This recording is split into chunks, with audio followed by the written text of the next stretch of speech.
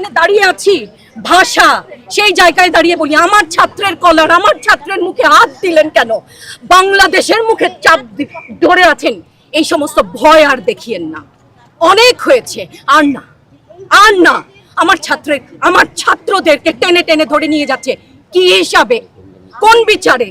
একটা মারবেন 10টা আসবো, 10টা মারবেন লক্ষ আসবো, সারা দেশের মানুষ মা বাপ সব একসাথে দাঁড়াবো। যে 6 সমন্বয়কারী হেফাজতে আছে তারা অনশনেও আছে। আমার বাচ্চাগুলা না খেয়ে আছে, আমাদের বাচ্চা না খেয়ে আছে।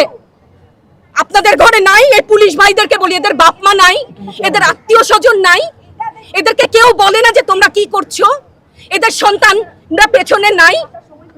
এদের সন্তানদেরকে, এদেরকেও তো আমরা বড় করেছি, এদেরকেও তো আমরা শিক্ষা দিয়েছি। চালানগুলি আমাদের উপরে। আমার শিক্ষকের গায়ে হাত, কত বড় ঔদ্ধত্যপূর্ণ আচরণ! আর হবে না তো, আসেন চালানগুলি তুলে নিয়ে যান, সেই 71-এর মতো তো। 25শে মার্চের কালো রাত, বুদ্ধিজীবীদের হত্যা শুনেছি তো, এখন দেখছি। আগে শুনেছি, এখন দেখছি। পরিবারগুলোর প্রতি যারা মায়েরা যারা আছেন তাদের উদ্দেশ্যে কিছু, তাদের কাছে তো হাত জোর করে ক্ষমা চাই। ওরা আমাদের কাছে পাঠিয়েছিল ওদের সন্তানকে মানুষ করার জন্য, আমাদের কাছে শিক্ষকদের কাছে পাঠিয়েছিল। কি জবাব দিব? আমার তো কোনো মুখ নাই, আমি শিক্ষক, আমার ভাষা নাই। তাদের কাছে হাত জোর করে মাফ চাই। নিরাপত্তা দিতে পারি নাই।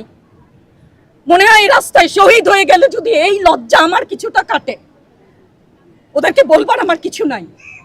প্রশাসন এবং সরকারের পক্ষ থেকে বলা হচ্ছে যে এই আন্দোলনের ভিতরে তৃতীয় পক্ষ এবং জঙ্গি। আরো বলেন না, আমি হিজাব পরি বলেন আমি হচ্ছে গে জঙ্গি। আরো বলেন না, যারাই প্রতিবাদ করছে জঙ্গি। হ্যাঁ, 71-এর সময়ের জঙ্গি এক যদি চেহারা অমন হয়, 24-এর জঙ্গির চেহারা এরকম হবে। তাহলে গত কিছুদিনে বাংলাদেশ থেকে যে পরিমাণ গ্রেফতার হয়েছে তাতে দেখা যাচ্ছে যে 85% সাধারণ মানুষ, যারা কোনো দল করে না। এই বিষয়ে দল করলেও বা ক্ষতি কি? আমাকে প্রশ্ন, এই বিভেদটা তো সারা জীবন টেনেছে না, তাদেরকে গ্রেফতার করা হয়েছে। হ্যাঁ, গ্রেফতার তো এমনিই করছে। দল করলেই কেন? দল করার এটা স্বীকৃতি দিতে হবে। দল করলে ক্ষতি কি? অধিকারই তো চাচ্ছি, সাধারণ মানুষের অধিকার চাচ্ছি, ক্ষতি কি? কেন বারবার আমাদেরকে এই কথাটা শুনতে হয়? এই বিভাজনের সুযোগ তো তারা বারবার নিয়েছে, আবার কেন? ধন্যবাদ। আপনার সন্তানদের উদ্দেশ্যে যদি সর্বশেষ কিছু বলে দেন। আমাদেরকে মাফ করে দাও, কিন্তু পিছু হটবা না, ভয় পাবা না। তোমাদের শিক্ষক আমরা লজ্জা পাই, তোমাদের থেকে শিখেছি। তোমরা যেমন আছো আমরাও আছি। যতদিন না 9 দফা ওদের মানা হয় ততদিন মাঠ থেকে সরবো না। যেখানে 8 বছরের 6 বছরের শিশু বাচ্চা মারা গেছে বিভিন্ন জায়গায়, তো সেখানে আপনি এবং আপনার ফ্যামিলিকে এই দেশে সেফ মনে করেন? কেউ নিরাপদ না তো। আপনি নিরাপদ? সংবাদ কর্মী আপনি কি আত্মসম্মান বিসর্জন দিয়ে বিভিন্ন নিউজ, লেবুর বাম্পার ফলন নিউজ করতে হচ্ছে না? আপনারও লজ্জা লাগছে না আত্মীয় স্বজনের কাছে মুখ দেখাতে? পারছেন না তো, আপনার হয়ে আমি লড়ছি, আমাকে সহায়তা করেন। প্রধানমন্ত্রী বলে থাকেন যে স্বজন হারানোর বেদনা সে বুঝেন, এই বিষয়ে সেসব জায়গায় আপনাদের কি বলার থাকবে ম্যাম?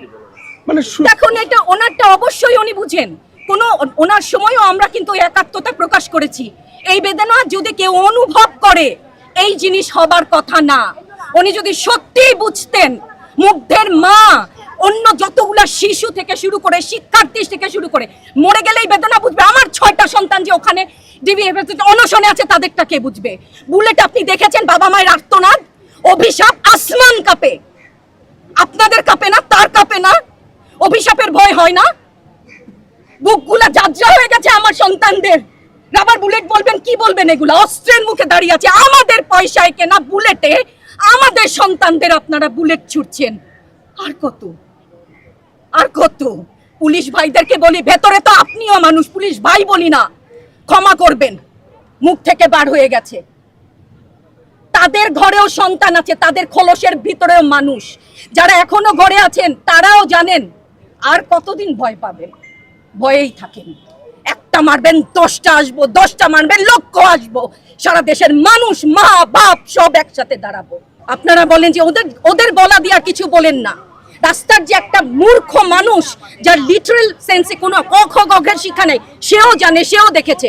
এটা আগের যুগ না। ইনফরমেশন সবার কাছে আছে। আপনি তথ্য কতদিন বন্ধ রাখবেন? কতটুকু বন্ধ রাখবেন? এই সমস্ত মিথ্যাচার করে ওনাদেরকে ছোট হতে, হাস্যরসের পাত্র হতে প্লিজ একটু অনুরোধ করেন।